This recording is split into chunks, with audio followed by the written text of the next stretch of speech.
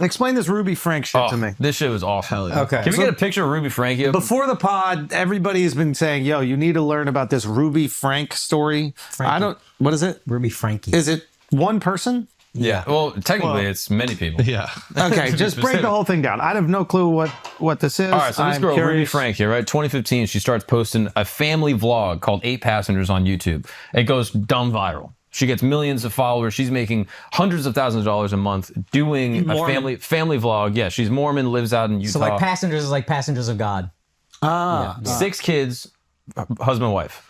And she's just filming the daily life of like the kids. Yeah. And from when the kids are young. Like one of the kids isn't even born yet. Like all the kids are like 10-ish, 12-ish. And then slowly the content gets bigger and bigger, but also like a little bit more aggressive. And she has this like very... what do you mean by aggressive? Like she's like putting like the kids like, oh, my daughter's first period. Or like, oh, my son's using deodorant. Or like he's going through puberty. Like putting out stuff that's very private. And one of the girls is You're saying really like, getting in there, my boy. I got a lot of lip. Like, I got a lot of lip. I got a lot of lip. You wouldn't know nothing about that. This should be hanging on your teeth. motherfucker's like, I got a lot of lip. I got a lot of mouth. you look Okay? like a fiend, dog. You look like a straight... I think he put it in his heroin nose. addict. I think he went around You gotta the get top. it up there to the gum. I don't want to waste nothing on the teeth, man. I want it going right to the gum so it goes right to the my source. bad. Can we talk about That Ruby shit- Frank and this murderous bitch? She killed the kids? Is that what happened? Didn't murder No, him. she ain't murdered nobody. So what's the... All right. Go. The girl was saying early on, like one of the kids I think was saying like it felt like our whole childhood revolved around her wanting to film us, and like that was what life was. Like her being like, we need to film this thing. It didn't have like our own life. It's just her thing. That's but then unfortunate. it continues to And so then devolve. she puts one of the kids, she's like, hey, you don't have a bedroom anymore. You have to sleep on a beanbag chair. Like one of the kids is like acting out. He's not being obedient. And like obedience is like the most righteous virtue within the family. If you're not obedient, you're being of the devil. And so she eventually links up with this therapist that starts working with the family to get the family to be more obedient. You heard that, right? She took the kid's bedroom away, the bed away. He had to sleep on a beanbag for months. Like... White people. We've all seen. Oh my God. A beanbag? We've No all seen what way. kind of father he is. I know. And for him to act like he would ever be like okay with anything remotely approaching this is so funny. My daughter would never just disrespect me. Wouldn't in have a demon in household. Are you kidding me? Would never be a situation like that. Clearly. Okay. And Anyway. then it Sleep on a escalates. beanbag. I mean, if I just sleep on like a hard wooden floor, sure, but a beanbag is pretty sick. It's kind of sick. It's kind of chill. Yeah. Beanbags were that cool. is better. How old is the kid? Like probably 15, 16. I thought it was like a 4-year-old or something like that. Like 15, It's 16. like a teen. That's the kid? Yeah, it's a few years he's a later, stud. but Kid's yeah. a stud, to be honest. Yeah. Okay. But basically, she gets this therapist involved, and the therapist is like, I'm kind of a man hater. She's like, men are the problem. She gets her husband into the Also, therapy not like group. a real PhD. Like, what are they? Licensed clinical worker or whatever the fuck nonsense. Yeah. It becomes basically a cult. Where like now she brings this girl Ruby Franke into like her group and now is like her co-host on a bunch of the content, and then she stops doing YouTube content and just like isolates the family, isolates the parents away, or like, isolates the dad, so the dad gets kicked out of the house, and her starts hooking up with the therapist in their own house. Who? Ruby Franke and the Ruby therapist. Franke The therapist basically does a great I think job. that was strongly alluded. They don't know Is for the sure. therapist a male or female? Female. She's a woman, man-hating, and then These Mormons are so easy to gay up. Do you guys remember that horrendous documentary where the guy fucked the what did whole he say? family? It's just a hand yes. job or something. It's just it's kid stuff. It's just kid stuff about a hand job to another dude. Remember the guy who was disgusting, but he had sex with the dad, the Oh, mom, yeah. and the daughter. Remember? yeah, It was yeah, like yeah. horrendous. Like if the daughter wasn't involved, it'd be hilarious. But he did do it to the daughter as well. But there's something about it's not just Mormons, I want to say. I think they're the most extreme example of Americans. But I think Americans, since we grow up believing that we can achieve anything, we are probably the most gullible culture. And I think this is why that we accept conspiracies so willingly. Like there's another part where like the government has obviously lied and these institutions take advantage of us. Absolutely, of course. But because we grow up and every single one of us is like, I'm going to be a millionaire when I grow up. Of course I am. I'm going to be the most famous person. I'm going to be the most successful. There's no version of us that is like, I can't go past my class. I can't achieve these things. We believe we can do anything. So you could turn them into lesbians, right? Like you could flip them. It's really interesting. But theirs is like we're the cults. There's cults don't exist outside of America, right? Where there are cults that are this popular? Jim Jones was probably not in America, right? He was in South America. Well, he started in America. No, I started. Motherfucker got a crack in here, bro. This is where you make your bones. Are gypsies considered a cult? No. But like fire. Japan had a famous one. They did the sarin gas attacks in the subway. They had one cult. What I'm saying is we got a million. We have so many different cults. We don't know which one drank the Kool-Aid and they all died. Like there's like hundreds. The of most them. poppin' cults have religiosity tied in. That's why like the Caribbean, I think they could be they're slightly more believable on like spiritual shit. Like if you were to tell a Jamaican, be like, "Yo, I saw this guy was talking to me. He flew." Like I think it'd be a little easier to get a Jamaican guy to be like, "Wait, for real?" Every American would believe you in a heartbeat. Have you seen the way that Americans react to like mentalists? Yeah. Do you know, like when they go, and what you're thinking of is Deborah, and they're like, Deborah. Like if you do that in France, like, oh yes, you get some Deborah. Okay, this is very nice. Like there's no reactivity in Europe to that kind of shit. They're like, oh, magic. Okay, very nice, a good trick. I think it's God. I think if you grew up with like a religious underpinning, that's why I believe in demons, even though I don't. Yes, you do. Yes, you really do. We believe in everything. I think God maybe is part of it, but I also think there's something like culturally, pushing this belief in the impossible, where I think there's like a restrictive belief in other. Like in Scotland, they're not believing in that shit. Like where my mom grew up, it was like, hey, this is where you are. You're going to stay right here, and that is it, and you better accept it and love it, right? This is like this kind of British class system that everybody lives in, and you can go within this range, but if you go out, if you're really putting in effort, you're a real keener. Are they super religious in Scotland? They're like tribally. Yeah, I think in general, some people will take some specific random part of the Bible that's crazy, and then there's demons probably talked about in the Bible, and then that just becomes all of what it's about. Yeah. So this one was literally, Jody, the therapist, was like, I'm possessed by a demon.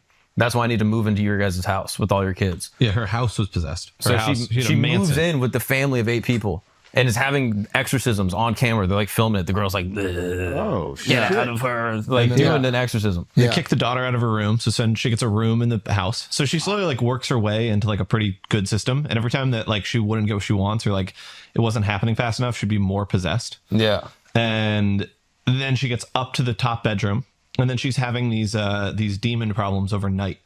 So the wife would leave the husband in their bed. Mind you, the husband went through hell in this experience. He first got on steroids.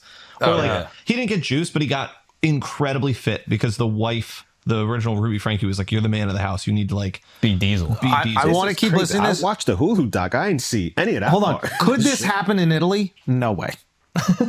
And they are Catholic. Like what I'm saying is, could this happen in France? No way. It's not happening in Greece. It's not happening anywhere else. The first thing you pointed out was Mormons.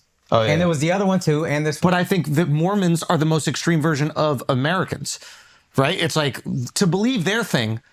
Like, have you looked into their belief system? No knock on the Mormons, but it's some wild shit. Yeah. Like the Native Americans made it over to Jerusalem, then pulled back. Yeah. Jesus came to America. Fire. Yeah. So it's like, I think there is something in our DNA. Maybe it is like, maybe that we are these like risk takers from the rest of the world, right? We leave the rest of the world, leave our families because we really truly believe that we can do anything in America. Yeah. So that type of belief system, which is amazing, it's what America, thrives off of, also lends us to believe anything could be possible. And that's why you see these cults sprout up. And I think religiosity helps. I think we're splitting hairs. I agree. I think we're just disagreeing on the percentage. Yeah. That's it. I agree with you. That is part of it. I wonder if cryptos is popular in Europe. Like, I bet you it's not. I bet you they're like, it's just letters. There's no way you could possibly make. And every American's like, this is the new fucking me. I'm like, I watched one documentary on the Fed and I'm like, these motherfuckers. It takes one video to flip the entire country. Yeah. How the fuck do they give us all this information? Like, do you know what I mean? This is insanity. We're vulnerable. Yeah. I feel like where life is pretty good, I feel like you're not going to get into it as much. Like remember when we were at the pool in Arizona, we met those British people, they're like crypto millionaires. And like their teeth were rotted out and they're all in blow. Yeah. They're like, yeah, crypto's a new thing, bro. If you guys go get on it. And I was just like, oh, this is the end. This is like, we're looking at the end right in the face. Just like these fat British people like, yes, we're putting all the money in crypto. They're probably billionaires at this point. Yeah. Yeah, they probably made a lot of money. Yeah, dude. Anyway. Yeah, keep going on this. So husband gets on steroids. He gets fit. The husband just got really screwed in the whole process. He's also kind of like a dumb seeming guy, easily manipulated. He's so in love with his wife. He's like so cucked out. He just goes along with everything she wants. And then what the therapist does is genius. She has a men's group. This woman, Hildebrand, has a men's group that they have to meet on Zoom every week, and then they talk about the shame of like looking at pornography, lust, and not loving and having sex through love but through lust. And she uses the husband as the beacon of hope. She's like, oh yeah, the husband's been doing great. He's the best. He's the best. He's the best. Builds him up into this like godlike character. And then once she gets in the house and she now wants the husband away from the wife, she just every week starts laying into him. For months, she starts going, do you feel bad about your shame? I know you're having lustful thoughts. She starts attacking him, making him an outsider inside of the group that he used to be at the top of. So now he wants her approval so badly. So he'll do anything for this therapist. Yeah. I think he like watched pornography one time that month, and she's like, that's why there's demons in the house. And then Come on, I know. This is only in America. Like we need to start. We need to start like just being honest with ourselves. We can be a little better about the demon stuff. Mark is one of the smartest people we know. He believes in demons. I know, yeah. He's also the most religious person I know. This guy's barely even religious. Talk about the most religious person you know. He doesn't eat sugar. Come on, bro. Come on, bro. When was the last time you went? During Lent, he's repping his shit. Bro, I've been going every Sunday in Lent. In Lent. Yeah. So one Sunday. Yeah, so far. You so went far. 1 week. Yeah, I'm on a streak. I'm on a This streak. is the most religious person you know. This guy right here. You know Dove. Yeah, when was the last time you went to synagogue? He goes every single morning. He goes every day. Every day? Yeah, He eats praying for lobster, gospel. Damn it. He does lobster, though. Yeah, that's a good point. Yeah, I mean, with the diet. And Chixas. No, he's off the Chixas. You're He's off the Chixas. Yeah. That's great. Congrats. I love it. Don't ever say I've never lied for you. Don't ever say I never lied for you, Doug. Okay? But yeah, there's something about us, man. We'll believe it. And every single New Yorker thinks the Knicks are going to win the championship every single year. Because we are. Every single Dallas Cowboys fan thinks it outside of you. Outside of you. But you understand what I'm saying. We have this, like, there's this beautiful delusion we have. It allows us to create the greatest thing. I think the delusion in America specifically is imbued with religiosity because of manifest destiny. Yes. The whole point of America is like, yo, anything's possible, and you can make all the money you want because God wants you to. Well, can you explain specifically what manifest destiny is? How that plays a part in? You can go west as far as you want and colonize and kill all the natives because that's what God wants. Because this is what God wants. Hey, what did JFK say? Was it JFK or was it Roosevelt? Like, God is on our side. Like, we're going to win this war. Yeah, Roosevelt. It was Roosevelt, right? World War II. Yeah, it was like, I forget exactly how he said it, but essentially it's like, God is on our side. And we're all like, oh, word? Fire.